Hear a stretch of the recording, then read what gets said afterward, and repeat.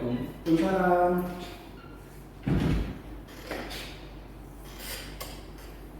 Sudah mulai Pak? Tidak Pak, silakan Pak Pesan. Ya, Apa kabar Pesan? Alhamdulillah. Oke, baik Pesan, sesuai dengan diskusi kita pekan lalu bahwa insya Allah besok saya akan melakukan supervisi observasi di kelasnya Pak Pesan untuk kelas 11 MIPA 1 Pesan ya. Oke. Nah sekarang Pak Pesan, sebelum kita mulai observasi, maka salah satu tahapan yang perlu kita lakukan untuk supervisi akademik kali ini adalah melaksanakan kegiatan observasi. Nah, untuk itu kita akan berdiskusi. Saya akan tanyakan ke Pak Iksan beberapa pertanyaan yang menyangkut dengan kesiapan Pak Iksan untuk observasi besok. Yang pertama Pak Iksan, untuk besok observasi itu di kelas 11 MIPA 1, apa tujuan pembelajaran yang akan Pak Iksan sampaikan? Insya Allah kebetulan besok itu kita sudah masuk di materi akhir polinomial. Nah, jadi untuk besok itu kita cuma masuk di materi dengan tujuan pembelajarannya itu menyelesaikan masalah yang berkaitan dengan teorema sisa. Nah, teorema sisa ini yang bisa dibilang puncaknya lah materi di polinomial itu. Oke. Nah kemudian Pak Iksan, untuk observasi kali ini kira-kira apa hal yang Pak Iksan ingin saya observasi atau amati sehingga nanti saya bisa memberikan umpan balik atau feedback terhadap hasil observasi saya terhadap pembelajaran Pak Iksan.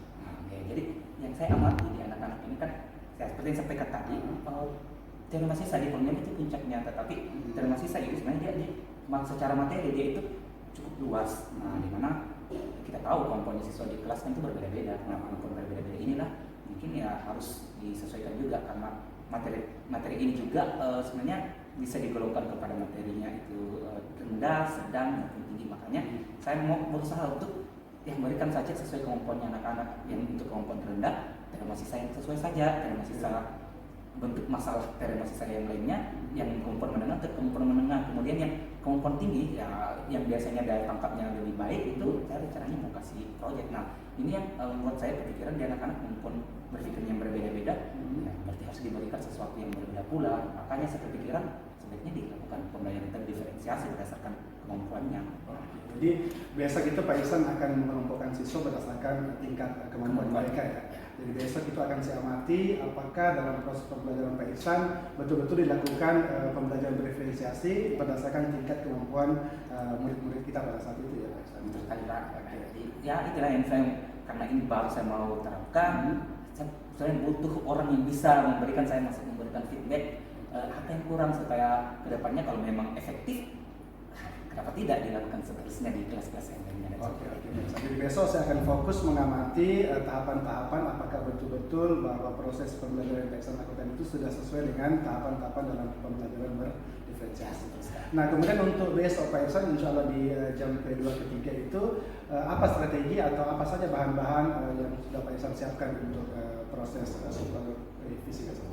Nah, jadi strategi yang paling pertama saya sebenarnya sudah dari pertemuan sebelumnya sudah mendata siswa perangkat kalian yang dimiliki itu berapa. Nah, kayak pemilikan laptop terutama, karena kan rencananya akan ada LKPD-nya tetapi dalam bentuk digital, jadi digunakan di LKPD yang pertama. Kemudian di kelas tadi saya sudah setting supaya kelasnya itu ramah terhadap pembelajaran terdiferensiasi itu. Jadi modelnya ada yang menghadap ke depan, ada yang menghadap ke samping untuk yang kemampuan menengah. Kemudian untuk yang kelompok project itu memang dia kelompok. Jadi di kelas itu sudah berbentuk 3 macam, sudah tersetting posisi-posisi mereka. Oke, kemudian jadi besok itu Pak Iksan, ketika saya masuk melihat proses pembelajaran diferensiasi kelas Pak Iksan, saya akan melakukan pengamatan terhadap 3 hal, yaitu kegiatan awal pembelajaran Pak Iksan, pendahuluannya apa, apakah sesuai dengan pembelajaran diferensiasi. Kemudian yang kedua saya akan lihat bagaimana kegiatan inti. Di kegiatan inti nanti saya akan melihat apakah betul-betul tahapan-tahapan pembelajaran berdiferensiasi itu Pak Iksan lakukan untuk setiap kelompok. Kan nanti ada beberapa kelompok Pak Iksan ya, sehingga nanti apakah pembagian kelompok itu sudah betul-betul bisa menunjukkan dan prosesnya sudah memperlihatkan pembelajaran berdiferensiasi. Dan yang ketiga, salah satu dari ciri pembelajaran berdiferensiasi adalah pemberian penugasan atau produk yang dihasilkan itu bervariasi. Ada pilihan-pilihan yang bisa anak-anak lakukan untuk tugas-tugas semuanya. Jadi besok itu akan saya amati Pak Iksan apakah 3 tahapan utama dalam proses pembelajaran ini betul-betul sudah mencerminkan tahapan pembelajaran berdiferensiasi. Nah setelah itu Pak Ihsan, setelah observasi nanti kita akan masuk ke tahapan pasca observasi, di mana saya akan memberikan feedback terhadap proses pembelajaran yang Pak Ihsan lakukan, dan nanti setelah itu Pak Ihsan akan membuat program atau membuat planning bagaimana agar masukan-masukan itu bisa Pak Ihsan terapkan kembali dalam proses pembelajaran. Saya kira seperti itu Pak Ihsan ya. Ya, insya Allah besok kita ketemu di jam kedua ketiga di kelas 11.41, dan semoga besok Pak Ihsan bisa menunjukkan proses pembelajaran diferensiasi, karena ini juga penting sebagai contoh untuk kita lakukan di kelas-kelas yang lain. Oke Pak Ihsan, terima kasih Pak Ihsan.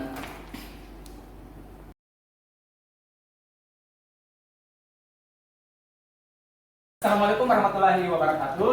Waalaikumsalam warahmatullahi wabarakatuh. Nah, jadi bagaimana kabarnya hari ini? Baik. Cerah sekali, mukanya cerah. Nah, jadi hari ini kita akan coba lanjutkan pembelajaran kita.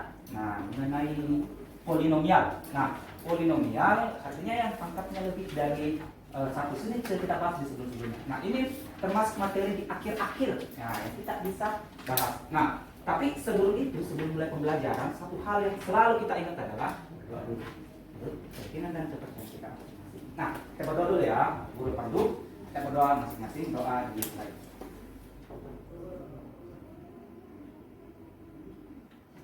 Selesai. Nah, seperti Bapak Guru sampaikan di grupnya semalam, kalau hari ini kita belajar menjadi 3 kelompok besar, kelompok A, kelompok B, kelompok C. Mungkin di antara kalian bingung, apa maksudnya kelompok A, kelompok B, kelompok C. Nah, nanti kita akan menjalankan pembelajaran yang berbeda dibanding pembelajaran yang sering kita lakukan. Nah, jadi 3 kelompok ini akan mendapatkan pembelajaran yang berbeda-beda, tetapi tujuan pembelajaran yang sama. Tujuannya adalah kita akan menganalisis atau menyelesaikan masalah-masalah yang berkaitan dengan teorema sisa. Nah, ini sudah duduk di kelompoknya masing-masing sesuai arahan Bapak Guru. Tapi Bapak Guru lihat masih ada 1, 2, 3, kalian 31, 32 kursi di sini. Berarti ada 2 orang yang tidak hadir. Ada info? Kenapa tidak hadir? Siapa? Satu kelas? Cantika kenapa? Paskib ya. Asal juga paskib ya? Iya. Oke, kurang sini ya. Nanti ya seperti biasa kelas ini tidak pernah tidak hadir hanya karena hal yang sepele. Nah, ini kan karena paskib kita hitung hadir saja ya karena utusan sekolah. Oke. Nah, sebelum kita mulai pembelajaran nih ada sedikit pengantar dulu. Kita explain dulu kita supaya bisa menyegarkan pikiran kita dulu. Nah, di sini ada sedikit pertanyaan buat pengantar. Apa yang kalian lihat di atas? Ada berapa titiknya? 9. Nah, kalau kalian pola HP. Nah, sekarang Bapak Guru coba challenge kalian. Coba tarik garis sesedikit mungkin, tapi garis itu tidak putus. Nah, paling sedikit siapa yang paling sedikit bisa dapatnya? Berapa tarikan? Dan garis itu tidak putus. Ada dapat 3? Bisa, 4. Ada dapat 4? Nah, yang 5. Ya coba yang 5 dulu, yang 5. 5 dulu. Coba tarik. Pak, jelas tarik garis sehingga 9 titik itu kena. Coba 5, banyak. 1, 2, 3, 4, 5. Oke, 5 garis. Ada yang bisa lebih sedikit lagi dibanding 5? Ada?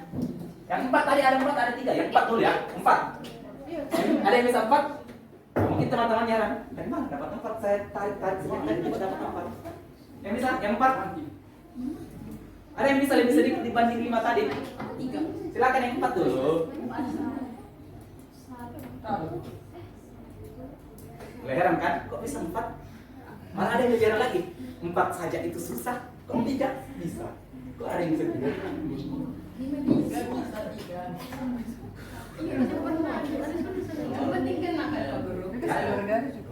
Jelas tarik garis sehingga gak ke 9 titik itu. Silakan yang dapat 4 dulu. Yang dapat 4? Ada? Yang dapat 4? Masa sih malah dapat 4? Garis lurus ya. Tadi ada yang bilang 4. Mana? Yang bilang 4?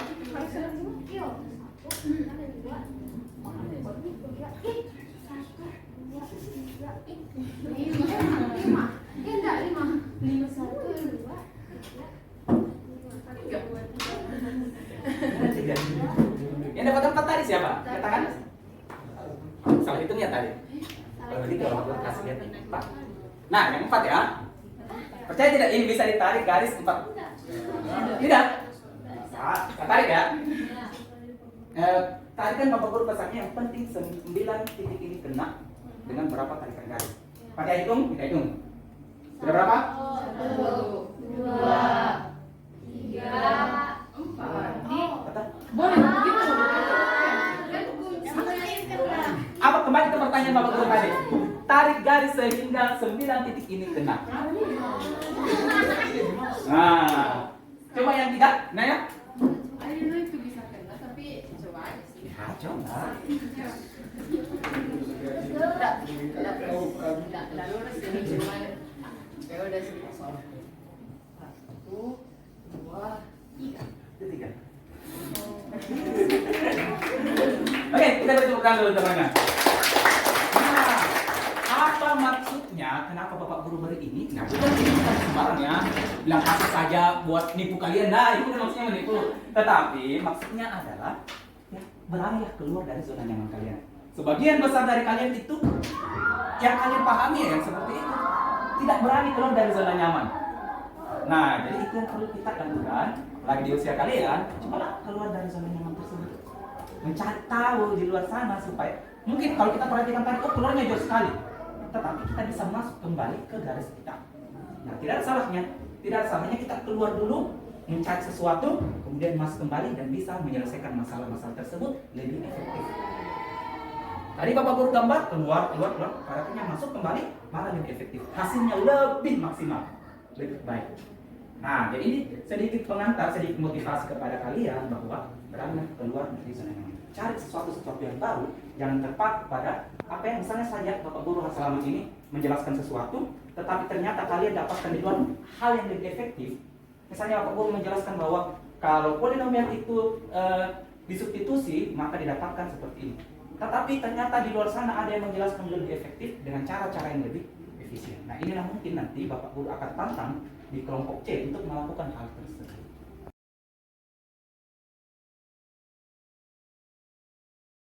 Coba mas materinya, tadi kan sudah diantar supaya lebih fokus lagi. Kali sudah Bapak Guru berikan sesuatu yang bisa memotivasi kalian. Nah, sekarang Bapak Guru minta buka Google Classroom-nya. Silakan mungkin yang bawa HP. Nah, Bapak Guru sudah sampaikan kemarin kalau untuk pertemuan hari ini kita bawa HP. Untuk kelompok C yang mau monitor silakan buka. Ya, kita internetnya, kemudian buka di Google Classroom-nya. Nah, di Google Classroom-nya sendiri Bapak Guru sudah membuat kelompoknya masing-masing, kelompok A, kelompok B, dan kelompok C. Nah, ini kan berbeda-beda isinya. Walaupun sebagian besar isinya itu sama, tetapi ada LKPD-nya yang berbeda-beda. Nah, LKPD inilah yang kalian mungkin kerjakan nantinya. Untuk kelompok A, kita pelan-pelan. Bapak Guru akan jelaskan di atas. Kita belajar seperti biasa dengan cara langsung. Bapak Guru jelaskan, kita diskusi. Nah, untuk kelompok B, Bapak Guru akan bagikan yang ini. Nah, simak di Google Classroom-nya, di situ ada video, ada juga modul. Kalian bisa buka, pelajari secara mandiri supaya tidak terganggu dengan penjelasan Bapak Guru kepada kelompok A pakai headsetnya. Nah, di situ kan ada video kalian bisa putar. Oh ya, untuk satu lembar ini, untuk kelompok B itu satu lembar untuk satu pasang. Jadi yang duduk berpasangan, nah berarti satu kelompok. Untuk Sabrina, silakan mungkin bergabung di kelompoknya Rizky. Nah, kita bagi dulu ya untuk kelompok B. Untuk kelompok A juga punya, tapi nanti setelah Bapak Guru sampaikan nanti. Jadi jangan lupa tulis nama peserta, namanya di situ dengan pasangannya. Kasih aska di sana dan. Nah, untuk kelompok C, nah ini ada dua kelompok besar di situ. Jadi kelompok C, C1 dan C2. Jadi di sini si Anin dan kawan-kawan, kemudian si Alvin dan kawan-kawan, ini dua kelompok besar. Tapi tidak ada salahnya kalau mau diskusi secara kelompok. Nah, di sini soalnya itu lebih kepada penerapan sebenarnya, jadi dianalisis. Nah, Bapak Guru sudah masukkan video di situ, ternyata ada trik menyelesaikan dilema kita. Nah, ke-7 orang ini sebenarnya ada 8, itu Bapak boleh yakin belajar mandiri pun dikasih informasi pasti bisa. Nah, jadi satu lembar untuk satu kelompok ya. Jangan lupa tulis teman kelompoknya nama-namanya. Nah, silakan mungkin disimak, dibaca, perhatikan baik-baik untuk kelompok B dan kelompok A. Pakai teks supaya tidak terganggu. Karena sekarang Bapak Guru akan jelaskan materi untuk kelompok A dulu. Jadi kelompok A sebenarnya materinya sama di kelompok B. Bedanya kelompok A itu Bapak Guru akan pandu secara pribadi. Ada penekanan.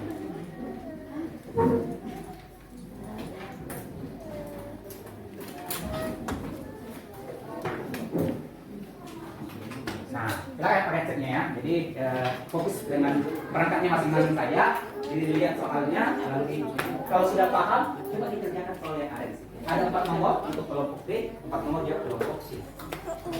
Nah, untuk kelompok A, yang baik-baik ya. Di bukunya itu ada di halaman, oh ya, kelompok B dan C juga. Materinya ada di halaman 277 sampai 280 ya, mengenai teorema. Nah, kelompok A, nah, misalnya sekarang, apa sih namanya, apa yang dimaksud dengan teorema sisa? Kemarin kan kita sudah bahas pembagian. Ketika sebuah polinomial dibagi sesuatu, entahkah dia persamaan, entahkah dia linear ataupun kuadrat, pasti menghasilkan sisa. Nah, kemarin itu kita sudah menyelesaikannya dengan cara ordinal biasa, kemudian ordinal kino. Nah, untuk yang ini sebenarnya tanpa menggunakan ordinal bisa diselesaikan dan bahkan lebih cepat. Nah, berdasarkan teorema sisa 1. Nah, jadi ada teorema sisa 3. Teorema sisa 1, 2, 3. Kita kembali itu dulu, teorema sisa 1. Nah, teorema sisa 1 dia mengatakan kalau ada polinomial Px, derajatnya n, mau derajatnya sampai 100, kalau dibagi dengan x kurang a, nah ada a di sini kan? Maka sisanya itu sama saja dengan PA. Nah, B disebut saja nilai A. Nah, supaya lebih mudah, sini mau boleh saya contoh. Nah, lihat, ada polinomial. Nama polinomial itu x pangkat 3 tambah 4x pangkat 2 kurang 5x kurang 8. Kalau dibagi x kurang 2, itu sisanya 8. Nah, ternyata bentuknya sama. Oh, fx di sini berdasarkan teorema sisa adalah fx. Sementara x kurang 2 itu adalah x kurang a. Nah, berarti aku coba tanya. Berapa nilai A yang ada di soal ini? 2. Oke, berarti A-nya 2. Nah, berdasarkan teorema sisa, dia mengatakan kalau sisanya itu disubstitusi saja nilai A. Substitusi saja nilai A itu. Nah, karena A-nya 2, berarti dengan kata lain sisanya itu sama saja dengan F2. Nah, kita coba ya. Kita coba.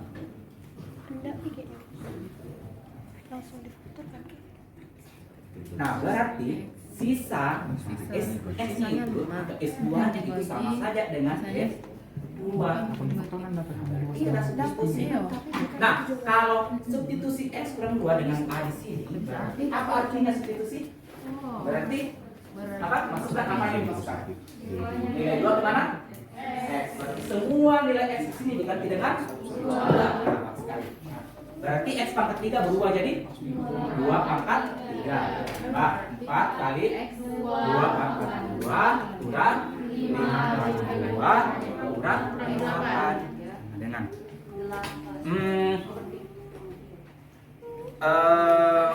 saya coba tanya. Aisyah, 2 pangkat 3 berapa? 8. Berarti 4 kali 2 pangkat 2 16. Kemudian beda minus 5 kali 2 kurang 8. Nah, tinggal kita hitung. Oh ya, kalau pengulangan yang cukup panjang jadi minus kali. Nah, kalau di matematika daripada repot hitung dari kiri ke kanan, lihat saja dulu. Oh, ternyata ada yang mirip 8 dan 8 harus positif negatif. Itu hitungan kita sudah boleh. Berarti sisa 16 kurang 10. Jadi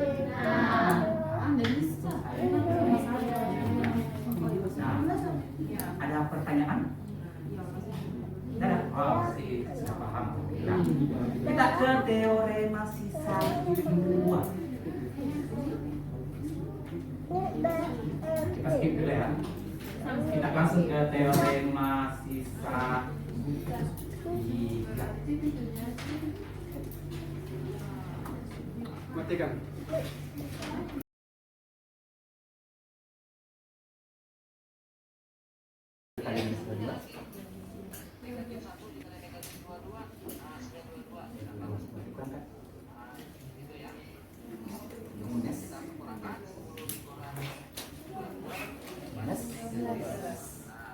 Itu kan sisa kita, tapi tidak ada berarti bagi Bagi 3. Oh, X sama dengan ini 9 nya untuk menentukan kalau ada triknya kan? Bisa juga dieliminasi ke bawah. Bisa eliminasi, tapi ada cara triknya di silang-silang itu. Udah sampai videonya? Coba ada. Ini eliminasi, nah ada triknya. Sini kayak gitu. Ada. Iklan bro.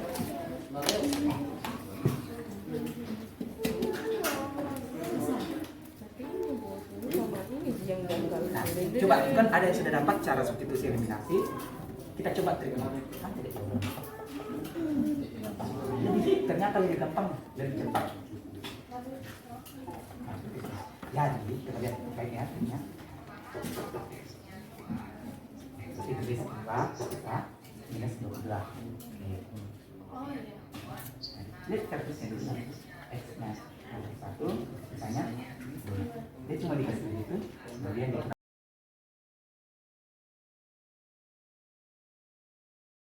Oke. Berdasarkan teorema sisa 3 tadi, kita coba contohnya supaya lebih paham. Nah, kalau guru kasih contoh, yang kalau bisa dibilang soal model seperti ini adalah soal-soalan ganan untuk materi polinomial. Entah di soal ujian sekolah, ujian nasional, seandainya di Indonesia ada ya. Di UTBK bahkan beberapa kali model soal seperti ini keluar. Nah, maka tidak ada salahnya kalian pelajari supaya bekal untuk bisa lanjut nantinya persiapkan dirinya dari seawal mungkin. Nah, sebagai contoh ya, kalau biasanya kan fx-nya diketahui, sekarang fx-nya tidak diketahui, tidak perlu dicari tahu. Katanya fx itu kalau dibagi x tambah 2 minus 13. Fx itu kalau dibagi x kurang 3 sama 7. Nah, untuk fx kalau dibagi x kuadrat kurang x kurang 6 itu berapa? Nah, itu yang mau kita cari. Nah, kita coba perhatikan ya. Kita perhatikan ini. X kuadrat kurang 6. Nah, x kuadrat kurang x kurang 6. Ternyata ketika kita faktorkan, nah, belajar lagi faktorkan. Nah, masih ingat berapa faktornya x kuadrat kurang x kurang 6? Jadi hasilnya 3. X kurang 3 dan x tambah 2. Oke, bisa ya. Kenapa bisa? Ingat, guru refreshing lagi. Minus 3 kalau dikali 2 minus 6, minus 3 kalau ditambah positif 2 jadinya minus 7 kurang 12. Jadi sisanya adalah px tambah q. P-nya berapa? 4. Berarti 4x. Q-nya? 5. Gampang kan? Oh, gampang dong. Nah, silakan mungkin dicatat dulu sambil Bapak Guru siapkan lembar kerjanya. Nah, ini untuk kelompok A, kalian kerja individu, tapi tenang saja, Bapak Guru akan selalu menghampiri kalian, cek sejauh mana kemampuannya. Silakan kalau mau dicatat dulu, sambil Bapak Guru bagi.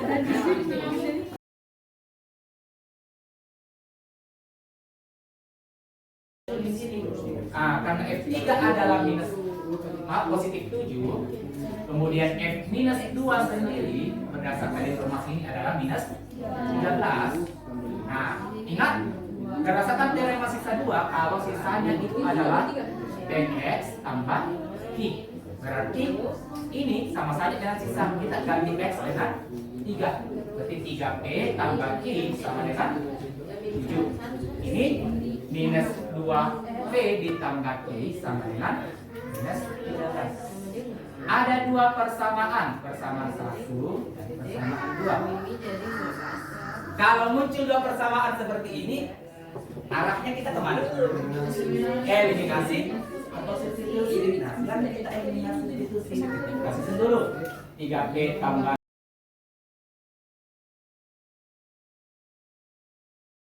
ABC semuanya. Nah, bagaimana kelompok A, kelompok B maupun kelompok C? Bapak Guru tadi sudah perhatikan, sepertinya pengerjaannya cukup lancar. Nah, Bapak Guru coba tanya, kelompok A sudah selesai semua?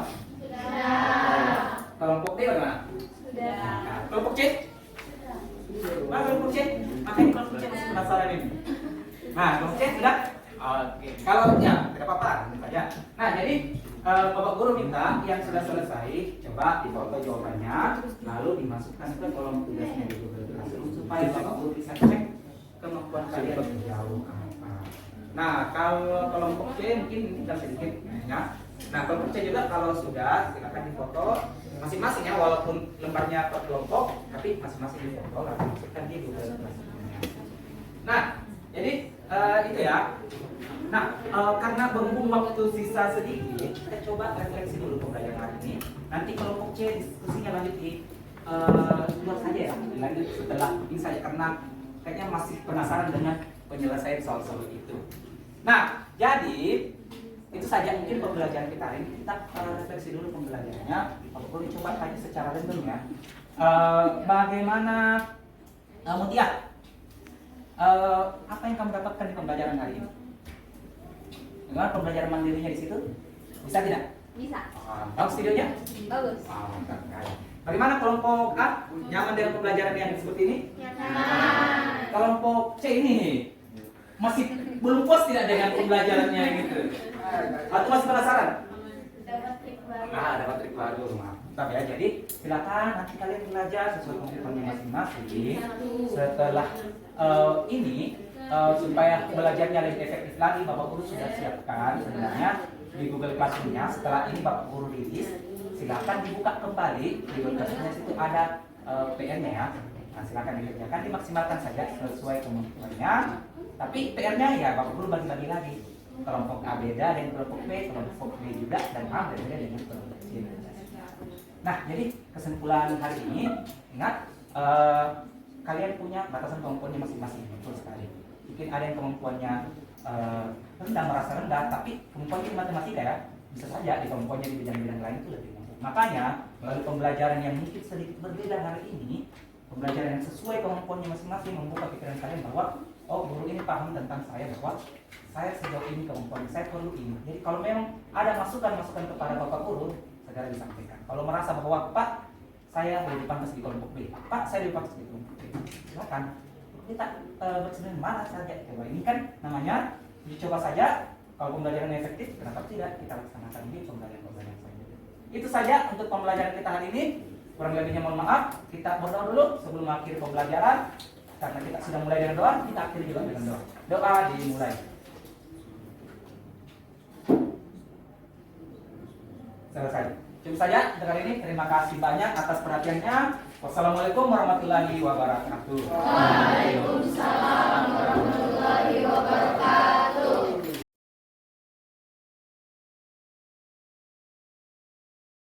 Assalamualaikum Pak Ihsan. Waalaikumsalam Pak Isman. Oke, bagaimana kabarnya Pak Ihsan? Alhamdulillah Pak Isman. Alhamdulillah baik Pak Ihsan. Baik Pak Ihsan, alhamdulillah kemarin sesuai dengan rencana kita bahwa setelah saya melakukan supervisi pembelajaran Pak Ihsan kemarin, hari ini kita akan diskusi terkait hasil observasi yang sudah dilakukan kemarin. Jadi hari ini kita akan berdiskusi terkait bagaimana hasil pengamatan saya selama mengobservasi pembelajaran Pak Ihsan. Oke, nah Pak Ihsan, menurut Pak Ihsan selama proses pembelajaran yang dilakukan, apakah menurut Pak Ihsan sudah sesuai dengan skenario yang Pak Ihsan buat sebelumnya? Jadi kalau kemarin saja ini kan mungkin masih baru juga. Iya. Saya katakan kalau saya perhatikan ternyata menyangkanya cukup efektif. Nah, tinggal dipolis karena kan masih baru, masih agak susah mungkin sesuatu yang baru masuk situ. Nah, dari kemarin kan pembelajaran diferensiasi ya, paling memang saya sendiri dulu kemarin kan bagi 3 kelompok. Nah, alhamdulillah mungkin masih berjalan dengan lancar. Cuma kalau saya perhatikan ada kayaknya satu kelompok ada sedikit kendala di kelompok yang saya kelompokkan di sini, kelompok yang memang kemampuan tinggi. Nah, memang karena kemampuannya tinggi, kemampuan individualnya memang tinggi sehingga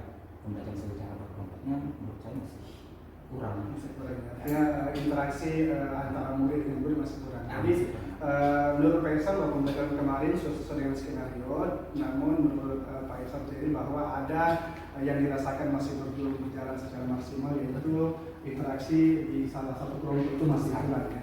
Nah sekarang kira-kira menurut Pak Ihsan apa penyebab sehingga interaksi di kelompok tersebut masih kurang? Nah, jadi seperti yang saya bilang tadi, katakan mungkin kemampuan tinggi, kemampuan detailnya tinggi, saya terlalu percaya mungkin sama mereka saja masih kurang. Mungkin saya kurang saja bagian ekonomi itu ya, soal-soal mungkin belum terlalu bervariasi, belum terlalu menantang sehingga tidak jalan kemampuan baru. Masih kemandirian. Jadi Pak Ihsan berpikir bahwa karena soal yang diberikan itu masih berada pada level kemampuan mereka, sehingga mereka bisa bekerja tanpa harus berdiskusi ya.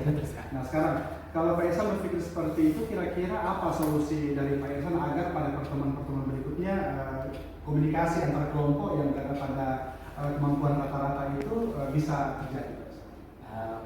Mungkin yang bisa saya lakukan yang memberikan soal yang sepertinya mereka masih membutuhkan soal yang lebih menantang, soal yang lebih menantang yang betul-betul menjalankan diskusi mereka ketika saya kasih soal itu, terutama soal hoax ya, hoax kan tidak harus susah, tapi orang-orang ini yang memang daya nalarnya tinggi, mungkin ketika diberikan soal hoax, ya mungkin mereka akan lebih berkembang di situ, terutama menjalankan diskusi karena kan anak-anak itu tanpa saya kasih materi saja pasti bisa tinggal dipoles kemampuan kelompok. Ya, jadi Pak Ihsan akan membuat soal-soal yang lebih menantang, soal-soal yang lebih hot sehingga mereka harus berkomunikasi untuk bisa saling menyelesaikan soal-soal. Oke, saya kira itu yang sangat bagus ya Pak Ihsan. Artinya Pak Ihsan sudah punya solusi terhadap siswa yang komunikasi ketika diskusi kelompok itu tidak berlangsung Pak Ihsan. Oke. Yang kedua Pak Ihsan, berdasarkan hasil observasi kemarin, memang seperti yang Pak Ihsan sampaikan tadi bahwa saya melihat ada beberapa hal yang perlu dilakukan perbaikan ke depannya. Yang pertama terkait dengan adanya komunikasi interaksi antar kelompok tertentu yang masih kurang jalan, yang seperti Pak Ihsan katakan tadi. Yang kedua di variasi dari tugas-tugasnya, produk-produk yang diberikan. Nanti ke depannya diharapkan agar Pak Ihsan bisa memberikan pilihan-pilihan tugas. Anak-anak bisa mengerjakan tugas dalam bentuk video kah, dalam bentuk slide dan lain sebagainya, sehingga ada variasi produk yang dihasilkan. Kemudian yang saya lihat juga masih agak belum mendapatkan filmnya itu adalah memusatkan perhatian siswa. Saya lihat Pak Ihsan sudah membuat ice breaking, mereka harus menggabungkan 9 titik dengan garis seminimal mungkin. Itu sangat menarik, tapi Pak Ihsan belum menggali apa hal yang mereka bisa dapatkan dari ice breaking yang seperti itu. Jadi itu beberapa hal yang Pak Ihsan harus kembangkan lagi agar kedepannya mindfulness anak-anak itu bisa lebih dapat ketika pengajaran sosial emosionalnya lebih dapat lagi. Nah berikutnya Pak Ihsan kira-kira untuk apa yang Pak Ihsan ingin saya kembali fokus ketika nanti saya lakukan supervisi kembali atau kita diskusi kembali, Pak Ihsan maunya kita fokus ke area mana lagi untuk pengembangan? Mungkin ya seperti terima kasih dulu tentunya karena tadi menjadi fokus perhatian dan itu sih saya coba ingat untuk karena SSB ini ya seolah-olah SSB itu cuma sekedar pengantar saja tetapi masih belum kena sesuatu yang itu ya betul sekali, mungkin itu yang perlu saya lakukan. Terima kasih masukannya, sepertinya ternyata hal yang seperti ini sangat mendorong saya untuk memperbaiki riset dan mengajar di dalam kelas.